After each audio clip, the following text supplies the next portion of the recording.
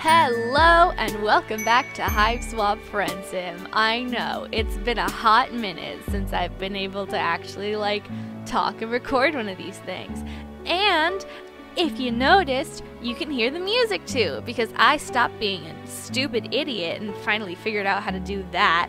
I'm still using Bandicam because I haven't had time to experiment with anything else, but it is what it is, and hopefully my video quality will continue to improve at some point in the future. So, you may notice that this isn't being uploaded on a Friday. If you didn't know, there was a bit of a delay in the release of this episode because of Steam rules changing or something, so it wasn't uploaded until this morning. But it was previously uploaded on Androids. Yeah. So people have already played it, and I already know some of the major stuff. I know bits and pieces here and there, but I'm not gonna say anything. I'm just gonna try to be as genuine as possible with this. So if you don't know the spoilers yet, then you're in luck, because I know some things that you don't, and you get to find them out all fresh for yourself. Okay, so here we go. We are diving into Volume 11 of Pals and Promises, Made and Broken. We've got Mallek and we've got lair. That's how I'm saying their names. Nobody bully me about it. Another night, another long, long walk. Despite the blisters, you have started to feel truly optimistic. You've got a lot going for you these days. True, you're still technically a castaway on a hostile planet with absolutely no hope of rescue. But if you're completely honest, Earth was pretty shitty too. Sure, 98% of everyone here is a psychopath who would rip your face off as soon as they look at you, but it's the other 2% that are really going to make it all worth it. Hey, you didn't even say friendship. So, we've got Malik Adalov and we've got lair Scalby. 5 knives out of 5. That's an old inside joke with one of my friend groups. So sweet. The backstory is I think were we at Cracker Barrel? Did we have a Golden Corral? I don't know, but we were somewhere, and then we just kept giving Cooper knives. And then, how would you rate this? 5 knives out of 5. Yeah, so there's 1, 2, 3, 4, 5. Yeah, 5 knives there. Okay, I'm gonna stop rambling, and I think I'm most excited for Mallek from what I've heard. So we're gonna start with that one. Oh, if I leave abruptly, it's because I have to...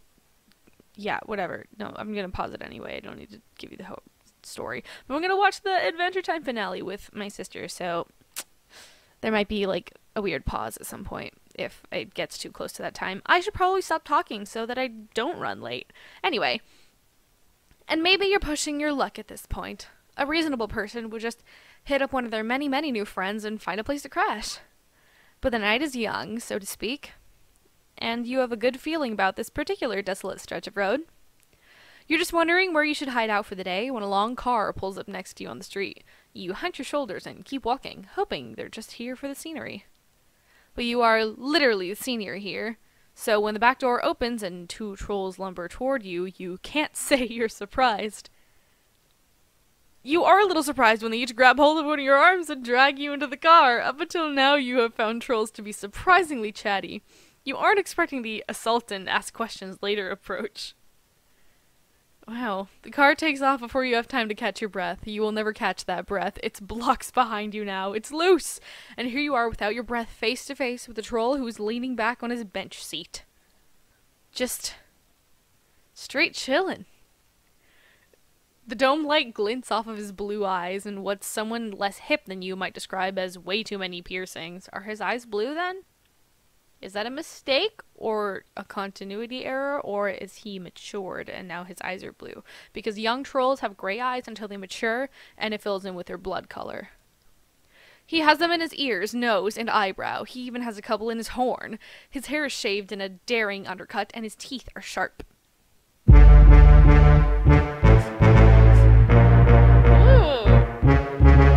This is funky, okay. I hope it's not too loud over my mic.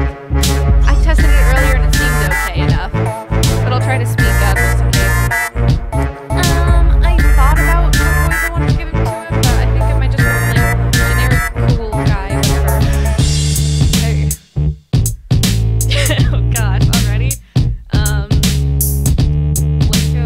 yourself, asshole.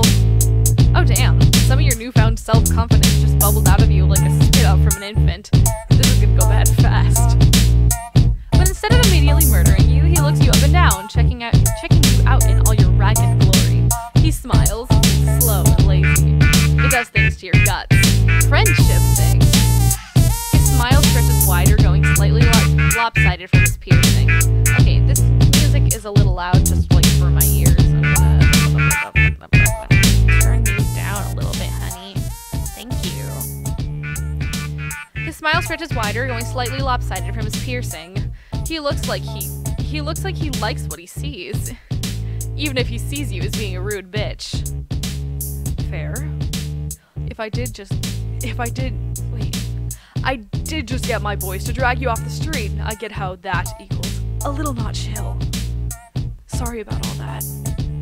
I'm Malik. Malik doesn't look too sorry, but you're distracted by one of his boys who is looking at you through a familiar pair of eyes hidden behind a fall of dark bangs.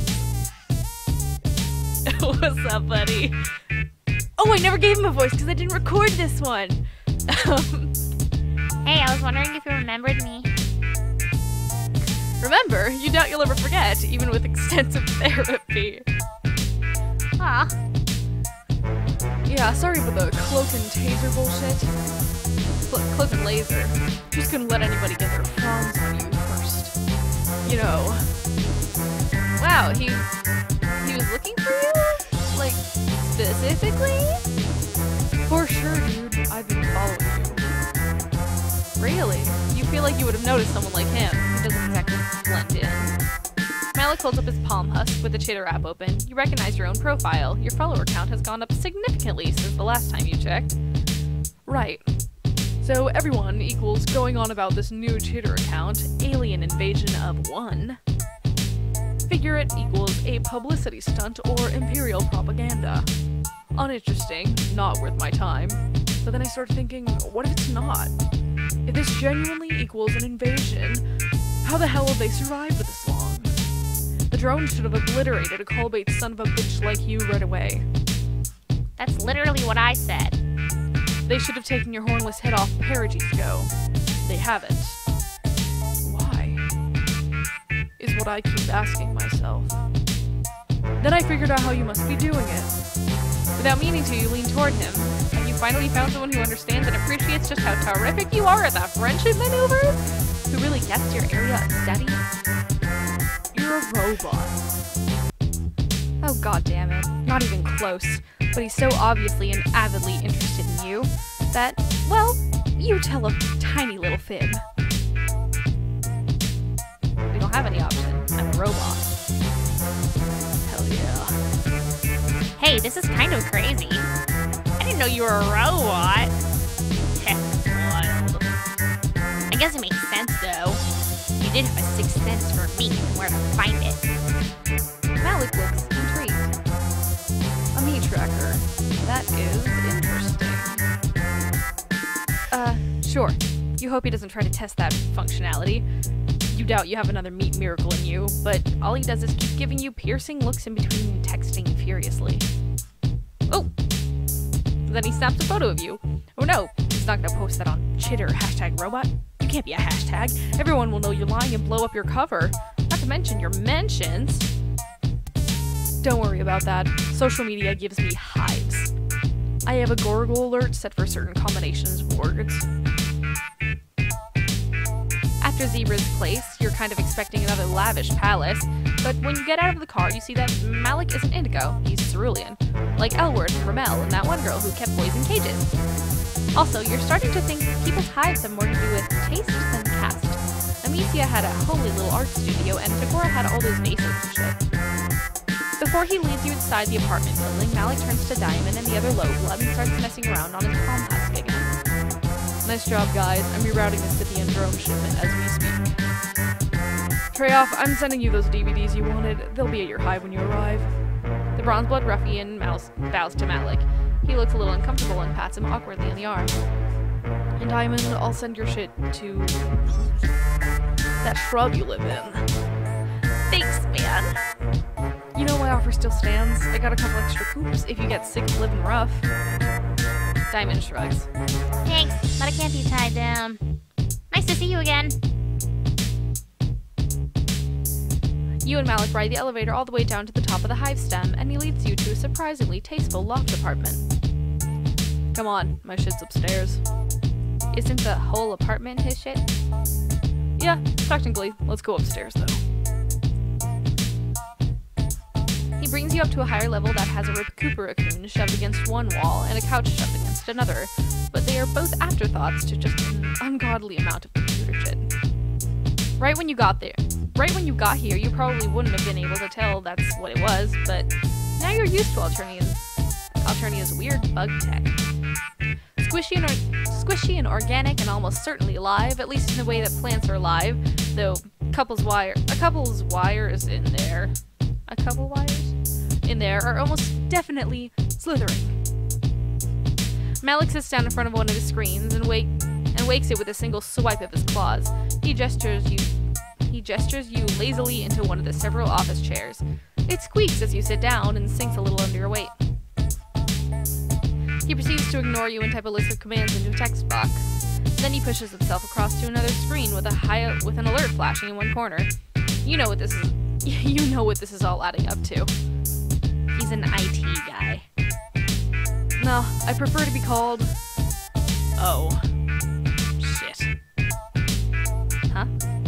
I have this joke I do where someone calls me a hacker, and I say, I prefer the term information specialist. But now that is ruined. Shit, hacker was totally your next guess. You can do it again! Nah, moment's gone. No worries. So he's a hacker. That's pretty cool and subversive. You wonder if he's part of Tizzy's secret anti-government movement. You almost ask, then stop yourself at the last second. Whatever Tizzy's anarchist leanings are, you aren't going to blab them to this rando cerulean. As much as you love to meet new friends, you really aren't about to throw one under the scuttle buggy for no reason. Yeah, not a lot of blues get down on this sort of thing. Gold bloods are better with tech. They got that living battery noise, you know how it goes. All the gold bloods you met have been... Well, Asdaja did have that scouter thing and Cooper hacked a phone or something. Whatever, it was a while ago. Zebedee mostly just liked fanfic. Interesting. You'd think they would have programmed you with cultural stereotypes. Huh? Oh, right, you're a robot. You wonder how a robot is supposed to act. You sit up straighter and think about circuit boards. Malik messes around some more on his computer and frowns. Then he frowns some more. He reaches down and picks up one of the thick purple wires from the mess of the ground. He pauses. Apparently he's sure where to stick it. He glances down you and you cross your legs before you can pull your dress up and start searching for external ports. He says, nope, not happening, dude. You don't have any network connections, so I've got to use an Ethernet. Don't be lame. You aren't trying to be lame. You just don't want things in orifices. Eventually you compromise and let him stick it under your armpit like you are a baby having your temperature taken. You watch him tap away at his screen, marveling at the ludicrous choices you've made in your life that have led you to a troll sticking a wire under your armpit because he can't find your Wi-Fi signal. You sit there as his brow furrows further and his frown gets more pronounced. His annoyance bounces him out of the laid-back cool guy attitude. A blinking purple light flashes on his piercings. Fuck, maybe my tech isn't compatible. One of the wires is coming towards you. For a second you think you finally found a piece of technology that is actually alive. But then you see a little flicker of movement at the end of it and realize that it's a white snake with beady, intelligent eyes. Ah, Elusis. Don't be scared, he won't hurt you. He's just checking everything out. Of course not. Why would you be afraid of a giant snake winding up your legs? Everybody is really about your legs. You need to get a pair of pants. Is the snake checking for artificial parts? Are snakes particularly sensitive to technology? Is it because they're long? Weird. This is a radical situation. I have no idea what to make of you, dude. Ah, you feel like such a dickhead. Can you really continue to live this lie?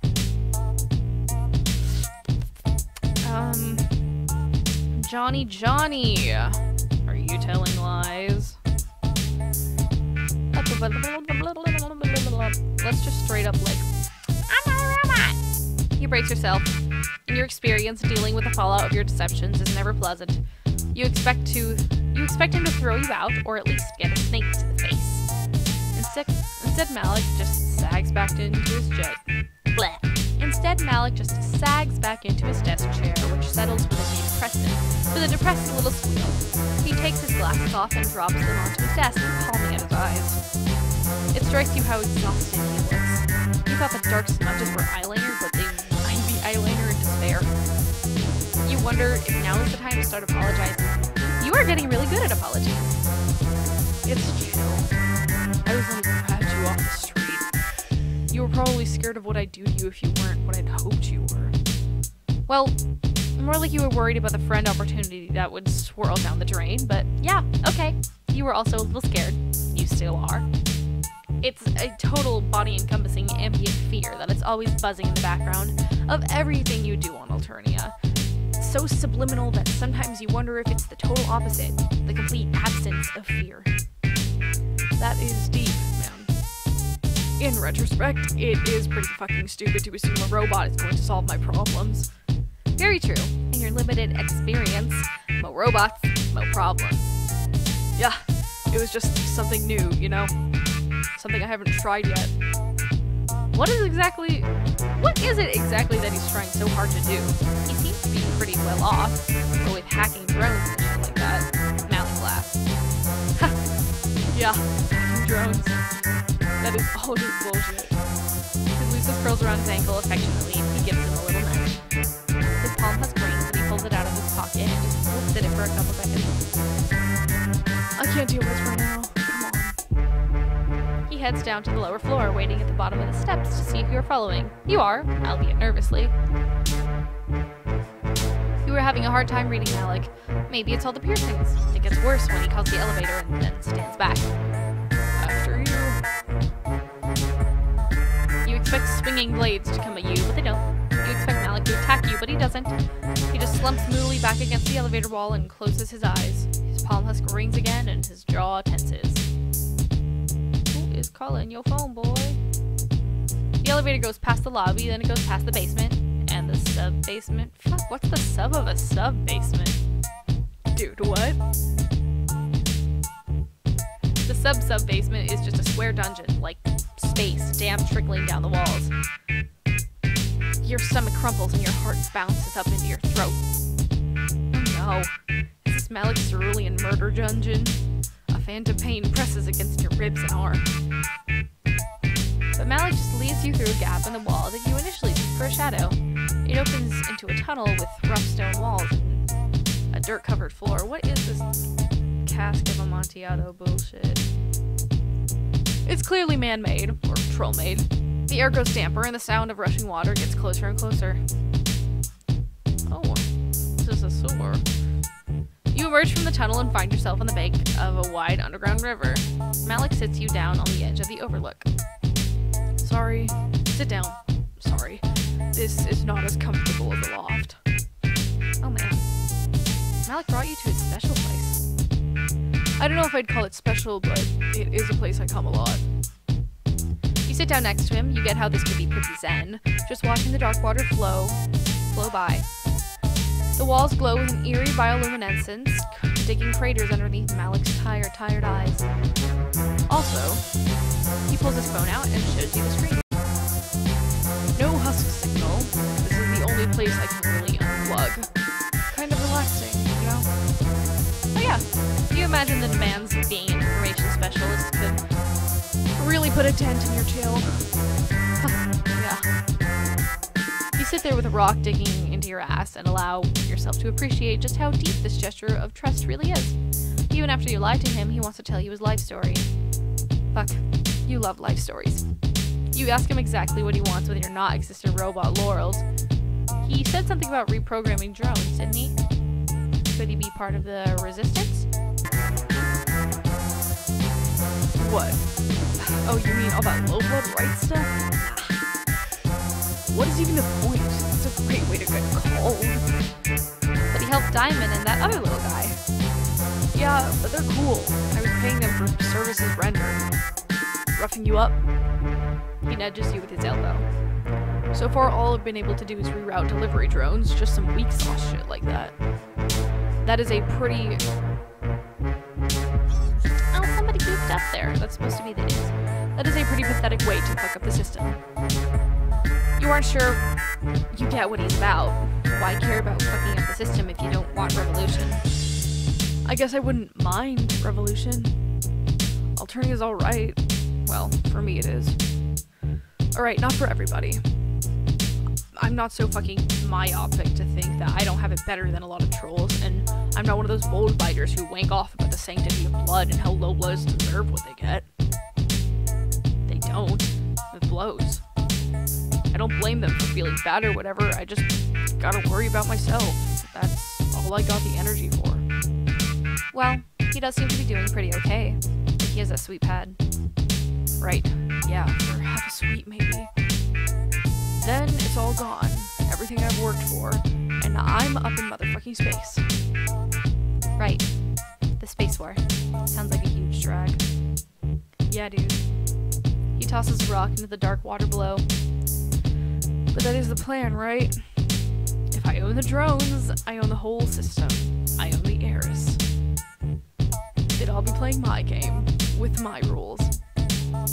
His eyes glint in the semi-darkness, and so does a little hint of the fang when he smiles.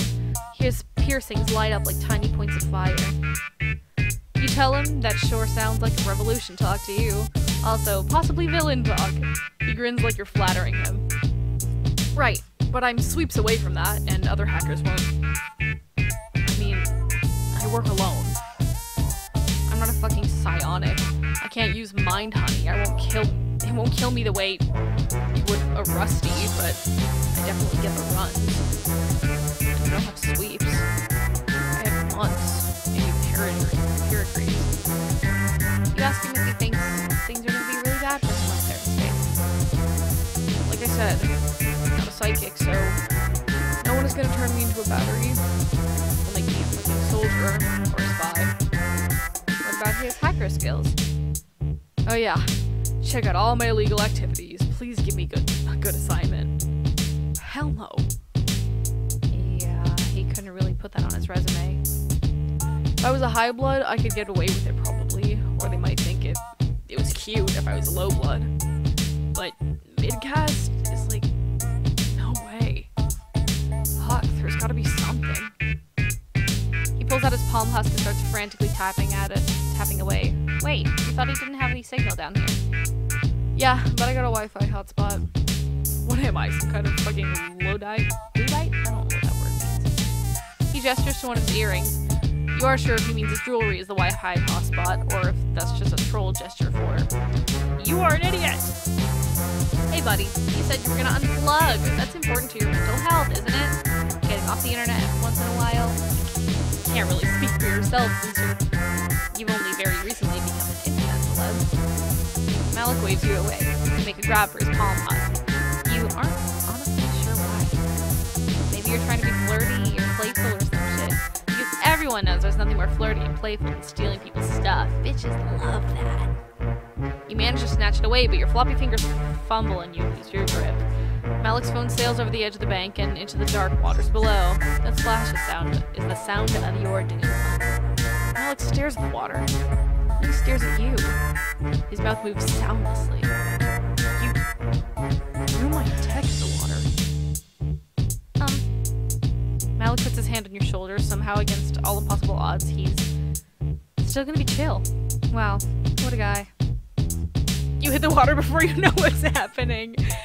It isn't freezing, but it sure as hell isn't balmy either. The current grabs you and tugs you under. Your knees and elbows scrape rocks, and your dress tangles around your legs. It makes it hard to kick back toward the surface. The water is so dark you don't even know what the surface is. Just when you're making peace with the fact that your grave is going to be a watery one, something grabs you from behind and calls you upward. You gasp down air, choking in more water than anything else. Two strong hands push you up onto the bank, then begin smacking you on the back. You don't think that it'll help you cough up any water, but you do think it's gonna bruise. There it is. My bad, dude. That was a reflex. You threw my shit in the water, so I threw yours. Are you okay? You hack up one more grasp of water and give Malik a thumbs up. He's as wet as you are. His hair slicked back off his forehead and makes his eyes look huge and impossibly blue. He jumped in to save your Columbia. His shirt is gone. And hey! Now you know the location of 2 more of his piercings. You apologize for grabbing his phone. In retrospect, you should not have tried to be as cute. To be cute at the edge of a river. Yeah, you don't have to try. I mean, fuck. Malik blushes. Right now, you just look like a drowned sweet beast. Sorry, I fucked up your promise robe. I'll lend you something. Cool. You're kind of over this dress anyway. Hey. Malik twists his phone. You aren't gonna tell me what I said earlier. I'm not afraid to go off planet. I just know. This time, you do know. You tell him his secret is safe with him, and if you find any actual robots in your travel, you'll send him his way. Thanks. Here.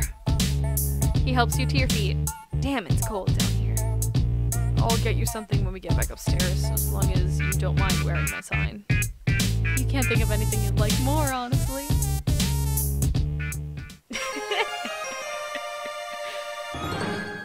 Okay, well now it's just weird seeing him without ears again. But, 10 out of 10. What a cutie. I love him. You so fucking precious when you... Okay.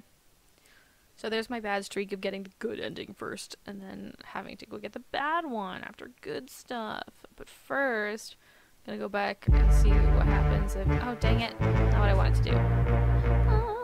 Please take me back.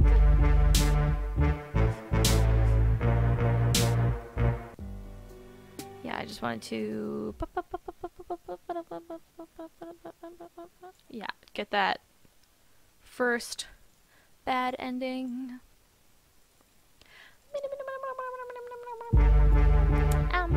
Hey. You murmur a hello while trying not to meet those alarming blue eyes, because although you've amassed quite a cache of high blood hoes, you know what blue typically means for you. Yikes the clock! You don't love the idea of throwing yourself out of a moving vehicle, but you also don't love being stuck inside one with a high blood. And past evidence has shown that although wild acts of foolhardily daring end in pain, foolhardy, daring end in pain, and embarrassment, you don't... Okay, gotta get that out of my system. You have not actually been killed yet. If you didn't die then, you probably won't die now. That is 100% how probability works. You open the door, and before the troll or his ruffians have a chance to protest, you ollie out of there! You were right! You don't die. But it sucks! Oh, God. What is happening? That is so grotesque! Oh, I just realized the cars have little legs. Yummy. Okay. Tell him you are a special kind of robot his instruments can't detect. You're in this to win this. You're writing it out till the end. You tell him that you are actually the latest model of spy bot from your alien government. You are so advanced that you are indistinguishable from the real thing. Seriously, you aren't supposed to tell anyone.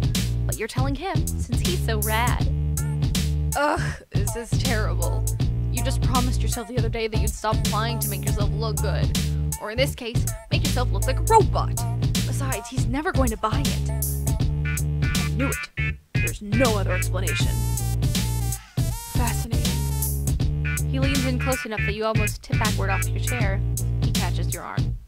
He's surprisingly strong for such a skinny nerd, though you really shouldn't be surprised anymore. Size doesn't correlate to strength with trolls necessarily. His skin is chilly and his nails press dense into the skin of your arm. It hurts, but not enough to shake him off. He's looking at you so seriously. Wait. Does he think your eyes are USB ports?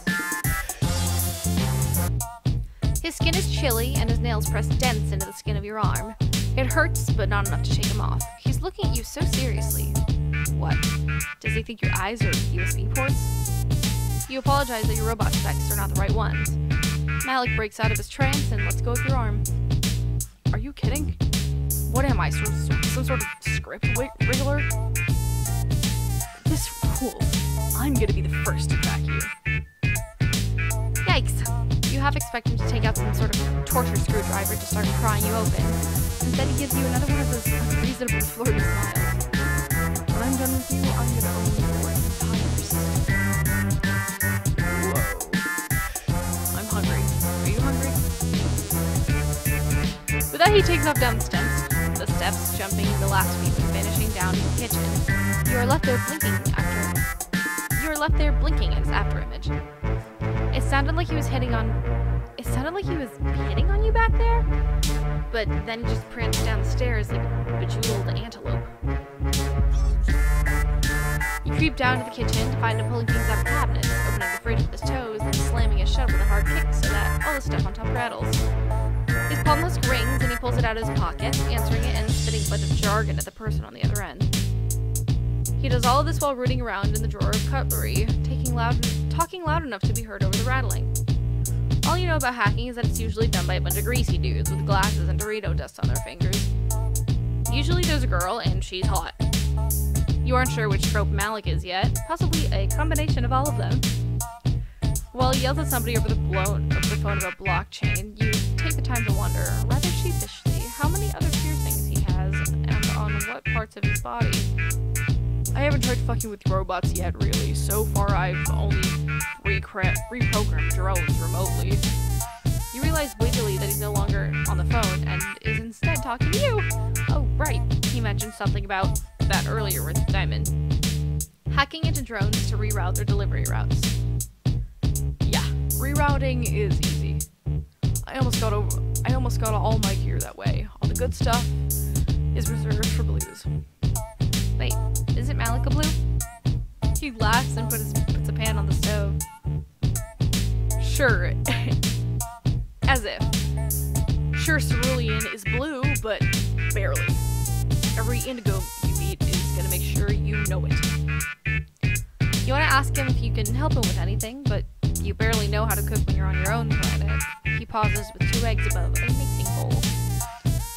Hey, you like cluck beast embryos? What now? He cracks the egg. The yolks are purple and runny. Your stomach squirms uncomfortably.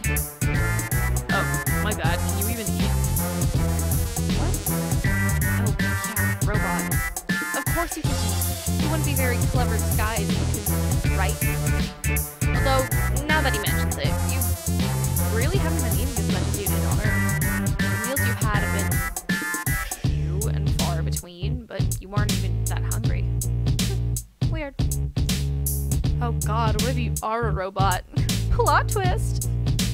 Malik is not privy to your existential crisis, and therefore keeps cracking eggs. Cluck beast embryos. God, troll words are so ridiculous. Not really. No language is inherently any more ridiculous than any other, subjectively.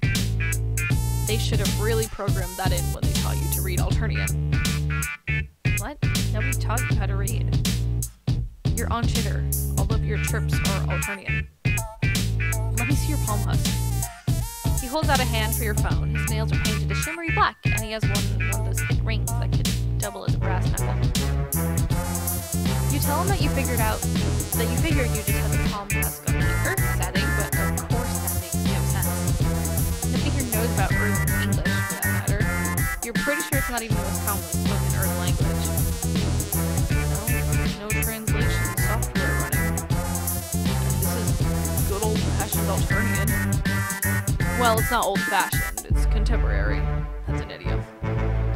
See, if you weren't a robot, this would be really weird. Well, it is already kind of weird that you're a robot, but your Alternian is perfect. You want to tell him that your Alternian is in no way perfect. You have literally no idea what is going on. Oh! But before you can get the words out, a terrific crash comes from somewhere above you. Malik drops your palm husk into the bowl of cluck beast embryos. Dang. Fuck. Drones. Shit. You don't need this right now. You, a fake robot, have no chance against a real robot with lasers. Even worse, Malik Brown's on you, lips drawn back from his teeth. You.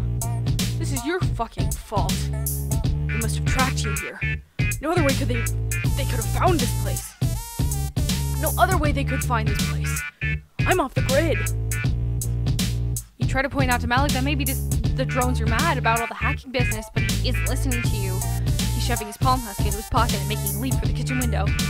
Look, can he survive a 10-story drop? You aren't sure. One thing's for sure, though. You can't. Oh. That was really quick. Wow. Wait, so let's take a minute to count his piercings. He has 13, right? Let me pause for a minute to confirm how many he has. Okay, his little troll call card says 13 at last count. I think the snake bites, I'm gonna count them as one each. So he's got 2 on his horn, that's 2. Another one on his horn, 3. He's got 4 more here, so that's 7. 1 on his tongue, that makes 8. And then 1 on each nip, which means 10. But we're still missing 3. Should I be concerned? I'm a little worried. At least his kicks are sweet.